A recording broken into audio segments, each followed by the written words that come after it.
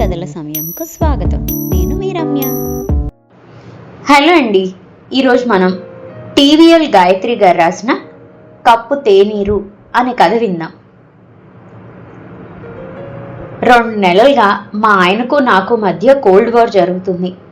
మా మామగారు పోయి 3 నెలలు అయ్యింది. అప్పటి నుండి మా ఆయన ఒకటే నస, అత్తయ్యను తెచ్చి ఇంట్లో పెట్టుకుందామని. నాకు అత్తయ్యను తెచ్చి నెత్తిన పెట్టుకోవడం ఇష్టం లేదు.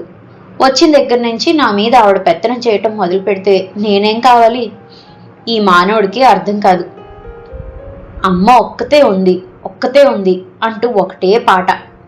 మాకు 2 ఆడపిల్లలు, సుజన, సుష్మ. స్కూల్ చదువుల్లో ఉన్నారు.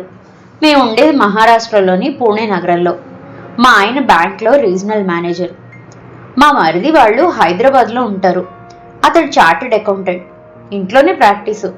మా తోడుకోడలు దేవిక సాఫ్ట్వేర్ ఇంజనీర్గా చేస్తుంది. వాళ్ళకు ఒక బాబు, ఒక పాప. ఆ అమ్మాయికి ఉద్యోగం కాబట్టి మా ఆయన అత్తయ్యని వాళ్ళ దగ్గర పెట్టడానికి ఇష్టపడటం లేదు. అత్తయ్య కొంట్లో బాగా లేకపోతే ఉద్యోగం చేస్తున్న మరదలు చూసుకోలేదని మా ఆయనకు బాధ. అవును, నేను అందరికీ చేసి పెట్టడానికి ఖాళీగా దొరికాను. మరి ఒళ్ళు మండిపోతుంది ఈయన వైఖరికి. మా మామగారు విజయవాడ దగ్గర నందిగాంలో టీచర్గా పనిచేశారు. ఆ ఊర్లో ఆయనకు చాలా మంచి పేరుంది. అక్కడే 2 ఇళ్ళు కట్టుకున్నారు. తిరుగుతూ హఠాత్తుగా చనిపోయారు. కర్మాంతరాలు అయ్యాక అత్తయ్యను మా వెంట తీసుకొద్దామన్నారు మా ఆయన. ఇప్పుడే వద్దులేరా, ఇక్కడ అందరూ తెలిసిన వాళ్ళు. నాన్న పోయిన ఇంట్లోనే ఉంటానులే. మరీ నాకు ఒంట్లో బాగోలేకపోతే అప్పుడు తీసుకెళ్దు గాని అంది అత్తయ్య. నెత్తిన పాలు పోసింది అనుకున్నాను. అదిగో అప్పటి నుండి మా ఆయన గొడవ స్టార్ట్. కొన్ని రోజులు గొడవ, కొన్ని రోజులు మౌన యుద్ధం. ఇలా ఉంది మనశ్శాంతి లేకుండా. తను చెప్పినట్లే నేనెందుకు వినాలి? నన్నెందుకు అర్థం చేసుకోడు? మధ్యాహ్నం నా స్నేహితురాలు మానస ఫోన్ చేసింది. ఏమంటున్నాడు మీ రాజేంద్ర భోగి అంటూ. ఏమంటాడు? ఒకటే నస, పెద్ద తలనొప్పి అయిపోయింది. అత్తయ్యను తెచ్చిపెట్టుకుందామని గోల. నా రోజులు బాగాలేవు. కర్మ, నెత్తి మీదకి ఎక్కి కూర్చున్నట్లుగా ఉంది. నువ్వు ఒప్పుకోకు. ఇల్లు ఇరుకైపోతుంది, పిల్లలకి ఇబ్బంది, నీకు మీ ఆయనకి ప్రైవసీ ఉండదు. పెద్దవాళ్ళు కొంపలో ఉంటే ప్రతి దానికి ఆరాలు తీస్తూ ఉంటారు. మొన్న మధ్య మా ఆయన కూడా ఇదే వేషం వేశాడు. కానీ నేను గట్టిగా తగులాడేసరికి ఊరుకున్నాడు. ఇల్లు ఇరుకవుతుందంటే మా ఆయన ఇంకో ఇల్లు 4 బెడ్రూమ్ది తీసుకుంటానన్నాడు. మాటకు మాట సమాధానం చెప్తుంటే ఏం చేయను? అంతా నా కర్మ. నిస్పృహగా చెప్పాను. ఏదో ఒక ఉపాయం ఆలోచించు. మానస మాట పూర్తి కాలేదు. అప్పుడే బెల్లు మోగింది. ఫోన్ పట్టుకనే తలుపు తీశాను. మా డ్రైవర్ తుకారం. మా అమ్మకు ఒంట్లో బాగోలేదు మేం సాబ్, దవాఖానాకు తీసుకెళ్ళాలి, 1000 రూపాయలు కావాలి మేం సాబ్ అన్నాడు హిందీలో. వీడొకడు అనుకుంటూ, మానస మళ్ళీ చేస్తానే, నువ్వు ఫోన్ పెట్టే అంటూ వాడికి 1000 రూపాయలు ఇచ్చి నోట్స్లో రాసి పెట్టుకున్నాను. మా పని మనిషి, డ్రైవర్ నెల మధ్యలో అప్పుడప్పుడు నా దగ్గర అవసరానికి డబ్బులు తీసుకుంటూ ఉంటారు. నేను వాళ్ళకి ఎంత ఇచ్చింది నోట్స్లో రాసి పెట్టుకొని జీతంలో తగ్గించుకుంటూ ఉంటాను. రాత్రికి మా ఆయన బ్యాంక్ నుండి వచ్చాడు. నేను ముభావంగా ఉన్నాను.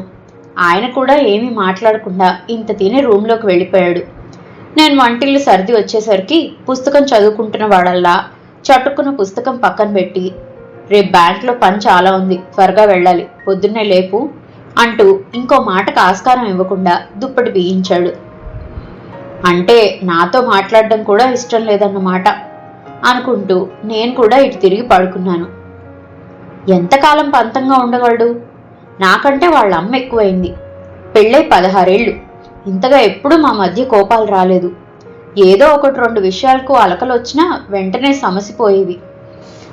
ఏమిటో నా ఆలోచన ధోరణి తప్ప ఆవిడ అక్కడ బాగానే ఉంటుంది కదా, ఈయనకెందుకంత ఆరాటం?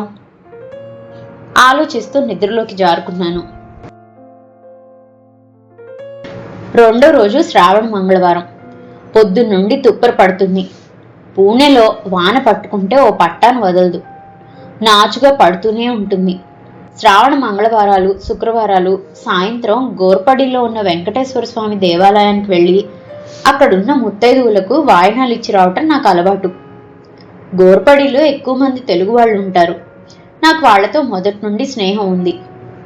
మా ఆయన నా కోసం కారుని ఇంట్లోనే పెట్టి వెళ్ళాడు. వాన పడుతూనే ఉంది. మధ్యాహ్నం మా ఆయన ఫోన్ చేశాడు. గోర్పడిలో ఫ్లైఓవర్ దగ్గర గోడ కూలిందట. నువ్వు ఈరోజు గుడికి వెళ్ళకు, ట్రాఫిక్ మళ్ళిస్తున్నారు, వచ్చేసరికి లేట్ అవుతుంది, ఇబ్బంది పడతావు. మన సొసైటీలో ఎవరికైనా వాయినాలు ఇచ్చేయి.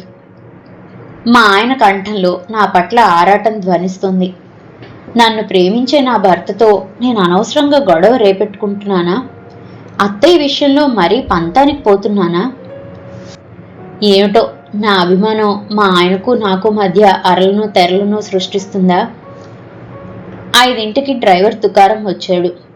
సొసైటీలో కనీసం 10 ఇళ్ల కన్నా తిరిగి తిరిగి వాయినాలు ఇవ్వాలంటే మా సొసైటీలో చాలామంది ఆడవాళ్లు ఉద్యోగాలు చేసేవాళ్ళు, గృహిణులుగా ఉన్నవాళ్లు తక్కువ. అందులో నాకు తెలిసిన తెలుగు వాళ్ళు లేరు. పూణే వాళ్లకు శ్రావణ మాసం నోములు తెలియవు. శ్రావణ మాసం అంతా పరమశివునికి చాలా ముఖ్యంగా పూజలు చేస్తారు. శ్రావణ సోమవారాలు ఉపవాసాలు ఉంటారు. కొంతమంది నెలంతా ఉపవాసం ఉంటారు.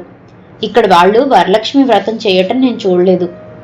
నేను ఏదన్నా గుడికి వెళ్ళి వాయినాలు ఇచ్చి వద్దామనుకున్నాను. దగ్గరలో ఏదన్నా గుడి ఉందా అడిగాను తుకారాంని. మా ఇంటికి దగ్గరలోనే భవానీ మందిర్ ఉంది అన్నాడు అతను. నేను బుట్టల్లో వాయినాలు పెట్టుకొని కారులో కూర్చున్నాను. చిన్న చిన్న సందుల్లోంచి కారుని తీసుకెళ్తున్నాడు తుకారాం. చిన్న చిన్న కిరాణా షాపులు, ఎక్కువగా రేకుల ఇళ్ళు, అక్కడక్కడ పెంకుటిళ్ళు, కూలీ నాలీ చేసుకునే వాళ్ల బస్తీ అది. ఆ ఇరుకు సందుల్లో మా కారు వెళ్లటం కూడా కష్టం. మొత్తానికి ఒక చిన్న భవానీ మందిరం దగ్గర కారు నాపాడు తుకారాం. వాయినాలు ఇవ్వటానికి ముత్తైదువులు కావాలి అన్నాను. మా ఆవిడను పిల్లలను బస్తీలో ఆడవాళ్ళని తీసుకొని వస్తాను, మీరు మందిరంలో కూర్చోండి, ఇక్కడ కార్ పార్క్ చేయకూడదు, నేను పార్కింగ్లో కార్ పెట్టి వస్తాను అన్నాడు. సరే అంటూ మందిరంలోకి వెళ్ళాను. ఇక్కడ మందిరాల్లో పూజారులుండరు. దేవుణ్ణి అందరూ తాకి పూజలు చేస్తారు. దీపపు కుందిలో నెయ్యి పోసి అక్కడే కూర్చొని స్తోత్ర పారాయణం చేసుకుంటున్నాను. కొద్దిసేపటికి ఒక 30 ఏళ్ల ఆవిడ 3 ఆడపిల్లలతో వచ్చింది. నేను పుష్పని, తుకారం భార్యను అంటూ పరిచయం చేసుకుంది. ఇంకా కొంతమంది ఆడవాళ్లు కూడా వెనకాలే వచ్చారు. నేను అందరికీ బొట్టు పెట్టి వాయినాలు ఇచ్చాను. మా ఇల్లు ఇక్కడే మేం సాబ్, మీరు మా ఇంటికి వచ్చి హల్దీ కుంకుమ తీసుకొని వెళ్దురు గాని అంది పుష్ప. సందేహంగా చూశాను. వెళ్ళనా వద్దా? పోనీ వెళ్తేనో ఆలోచిస్తున్నాను. పుష్ప కాస్త నల్లగా ఉన్న కళగల మొహం, స్వచ్ఛమైన నవ్వు. అమ్మవారి సన్నిధిలో అక్కడ వాళ్లకు వాయినాలు ఇచ్చాను. నేను కూడా పసుపు కుంకుమ పెట్టించుకుంటే మంచిది కదా. సరే పద అన్నాను. పుష్ప మొహం వెలిగిపోయింది. మందిరానికి కొద్ది దూరంలో రేకులు ఇల్లు, ముందు చిన్న వరండా, వరండాకి మెష్ ఉంది. అది ఇల్లు అనటానికి లేదు, ఒకటే చిన్న గది. మా వంటిల్లు కంటే రెట్టింపు ఉంది. వరండాలో 2 ముసలి వాళ్ళున్నారు. తుకారం తల్లిదండ్రులు కాబోలు. ముసలాయన చాప్ మీద కూర్చొని పక్కనే ఉన్న చెత్త బస్తాలోంచి ప్లాస్టిక్ కవర్లు ఏడి విడివిడిగా పెడుతున్నాడు. ముసలావిడ అక్కడే నిస్త్రాణంగా కూర్చొనుంది. నన్ను చూడంగానే నమస్కారం పెట్టారు వాళ్ళు. లోపల ఒకటే మంచం, మంచం కింద సామాను, ఆ పక్కన బల్ల మీద గ్యాస్ స్టవ్, ఆ పైన అల్మారాలో సామాను. అంత చిన్న గదిలో 3 పిల్లలతో అంతమంది ఎలా ఉంటారు మనసులో అనుకున్నాను. మీకు చాయ్ ఇస్తాను అంది పుష్ప. వద్దు వద్దు అన్నాను మొహమాటంగా. నేను చాయ్ బాగా చేస్తాను, కొంచెం రుచి చూడండి అంది పుష్ప. సరేనంటూ పిల్లల్ని పలకరించాను. 3 ఆడపిల్లలు స్కూల్ చదువులో ఉన్నారు. మీరెక్కడ పడుకుంటారు? ఇంకో మంచం ఇక్కడ పట్టేట్లేదు అన్నాను. ఆ మాట అన్నాక నాలిక ఖర్చుకున్నాను. మరీ తెలుగు తక్కువ ప్రశ్న వేశానని. మేం మంచం మీద, మా అమ్మ పప్ప కింద చాప మీద అంది పెద్ద పిల్ల సహజంగా. తాతయ్య బామ్మ వరండాలో ఉంటారు. మరీ అంత పెద్ద వాన వస్తే అందరూ ఇంట్లోనే. నాకు విచిత్రంగా అనిపించింది. ఇంత చిన్న గదిలో అంతమందా? అమ్మో! మీ మావగారికి తుకారం ఒక్కడే కొడుకా అడిగాను పుష్పని. మా మామగారికి 4 పిల్లలు. మా పెద్ద మరిది సాధురాం షోలాపూర్లో ఫ్యాక్టరీలో పనిచేస్తాడు. ఇంకో మరిది శివాజీ ఇక్కడే పక్కనే ఉంటాడు. మా ఆడబడుచు నీల రాధేగావ్లో ఉంటుంది. వాళ్లకు 2 ఎకరాల పొలం ఉంది, వ్యవసాయం. మా అత్త కూడా నాలాగే 4 ఇళ్లలో పనిచేసేది. ఈ మధ్య మానేసింది. ఇప్పుడు అత్తకు బాగాలేదు, కొంచెం జాగ్రత్తగా చూసుకోవాలి. పుష్ప కప్పుతో తేనీరిచ్చింది. నాకు పూణే వచ్చేదాకా తేనీరు అలవాట్లేదు. ఇక్కడికి వచ్చాక ఎవరింటికి వెళ్ళినా తాగటం, ఎవరు మన ఇంటికి వచ్చినా తేనీరు ఇవ్వటం అలవాటైంది. పుష్ప పెట్టిన తేనీరు చాలా రుచిగా ఉంది. బయట సన్నగా వాన, చేతిలో వేడి వేడి తేనీరు తాజ్ హోటల్లో కంటే బాగుంది. చాయ్ బాగుంది అన్నాను మనస్ఫూర్తిగా మెచ్చుకుంటూ. నవ్వింది పుష్ప. పిల్లలు బయటికి వెళ్లారు. మీ అత్తగారు మామగారు ఉంటే మీ సంపాదన సరిపోతుందా? పైగా ముసలివాళ్ళు, నువ్వు ఒక్కదానివే చూసుకోవాలి కదా, కష్టంగా ఉండదు అన్నాను. సాధారణంగా ఇలాంటి ప్రశ్న ఎవరైనా అడిగితే వాళ్ళ కష్టాలన్నీ ఏకరువు పెడతారు మన జాతి వాళ్ళు. మా అత్త 4 పిల్లల్ని పెంచి పెద్ద చేసింది. మొన్నటి దాకా పని చేస్తూనే ఉంది. ఇప్పుడే కాస్త మూల పడింది. నేను పనికి వెళ్ళినా ఇంట్లో చూసుకుంటుంది. ఒకరికొకరు అంటూ లేకపోతే ఎలాగా? మా మరిది వాళ్ళు కూడా చూసుకుంటారు. మన వాళ్ళని మనమే వదిలేస్తామా? మనసు మీద చళ్ళున చరిచినట్లయింది. కోడళ్ళని ఏమన్నా అంటుందా? ఈ ఉమ్మడి కుటుంబాల్లో అత్తగారి దాష్టికం ఎక్కువే ఉంటుంది.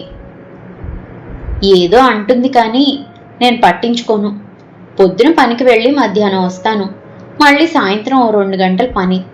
ఈ లోపల పిల్లల్ని చూసుకుంటుంది. నేను మా అత్తకు చేయటం కంటే ఇంట్లో ఉండి ఆవిడ మా పిల్లలకి ఎక్కువే చేస్తుంది.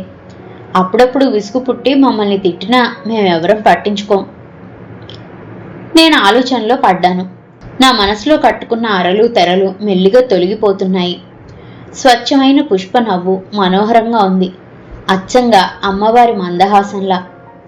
ఆ నవ్వులో ఉన్న తృప్తి నాలో 10 జన్మలెత్తినా రాదేమో. మేం సాబ్ వెళ్దామా అంటూ వచ్చాడు తుకారాం. పుష్ప నాకు పసుపు కుంకుమ పెట్టింది. పర్సులోంచి డబ్బులు కొంచెం తీసి పిల్లల చేతిలో పెట్టి కారులోకి వచ్చి కూర్చున్నాను. కారు కదిలింది. ఇంటికొచ్చాను. పిల్లలిద్దరికీ అన్నాలు పెట్టాను. మా ఆయనకి ఇష్టమైన లేత నీలం రంగు చీర కట్టుకున్నాను. మనసంతా తేలిగ్గా ఉంది. మా ఆయన వచ్చాడు. నా ముఖంలో ప్రసన్నత చూసి చిన్నగా నవ్వి, అందరిళ్లకు వెళ్ళి వాయినాలు ఇచ్చి వచ్చావా అన్నాడు.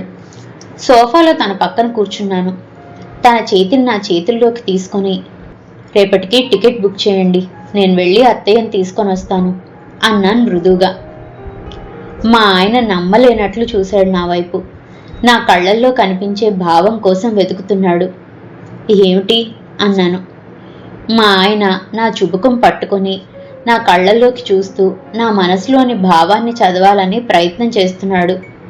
నా కళ్ళల్లో నా మనసులోని భావం ప్రతిఫలిస్తుంటే నా మోమును 2 చేతుల్లోకి అపురూపంగా తీసుకున్నాడు. నిజంగా అమ్మని తెచ్చుకుందామా అంటూ నన్ను హృదయానికి గట్టిగా హత్తుకున్నాడు. ఆ పరిష్పంగంలోని హాయిని అనుభవిస్తూ కళ్ళు మూసుకున్నాను. ఒక కప్పు తేనీరు నాకు చక్కని పాటను నేర్పించింది. నేను కొంచెం మారాను. ఎంత మారాను అంటే నెల మధ్యలో తుకారాం కానీ పని మనిషి కానీ నన్ను డబ్బులు అడిగితే నోట్స్లో రాసి పెట్టుకోవడం లేదు. పూర్తి జీతం ఇచ్చేస్తున్నాను. ఇదండి టీవీఎల్ గాయత్రి గారు రాసిన కప్పు తేనీరు కథ. మరో మంచి కథతో మళ్ళీ కలుసుకుందాం. అంతవరకు సెలవు. ఈ కథ కనుక మీకు నచ్చినట్లయితే లైక్ చేయండి, షేర్ చేయండి.